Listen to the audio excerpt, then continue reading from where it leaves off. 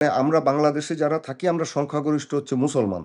এখন আমি চাবো আমার সাহিত্যের মধ্যে আমার রোজা থাকবে, আমার ঈদের চাঁদের ঝলকানিটা থাকবে।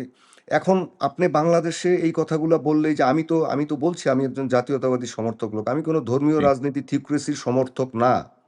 হুম, আমাকে হুম, যারা চেনে তারা জানে যে আমি অসম্ভব লিবারেল একজন মানুষ। আমি কখনো হুম, ধর্মীয় থিওক্রেসি পছন্দ করি না। কিন্তু হুম, তার হুম, মানে আমি বাংলাদেশে আমার সংস্কৃতি, আমার যেটা সংখ্যাগরিষ্ঠ মানুষ, সেই সংস্কৃতিটাকে আমি মানব। আমি হুম, কি হুম, ঈদের মধ্যে আমি উৎসব করি না? আমাকে তো করতে হয়। হুম, আমি কি চোখের পানি না বলে যে এখন একটা কালচার শুরু হয়ে গেছে এটা কিন্তু ঢুকিয়ে দিছে। চোখের জল গড়িয়ে পড়ছে। হুম, আপনি হুম, চিন্তা করেন বেগম জিয়ার জানাজার মধ্যে টিভিতে বলছে চোখের জল পড়ছে। আমাদের হুম, হুম, বাংলাদেশের মিডিয়াতে। এটা কেন একদিনে হয়নি? এটা হচ্ছে তাদের লক্ষ্য। আপনি বলবেন এরা এটা কেন করে? এগুলো ওরা অনেক দিন থেকে করছে। তারা স্বপ্ন দেখে যে আবার হুম, ২ হুম। বাংলা এক হবে। ২ বাংলা কেন এক হবে?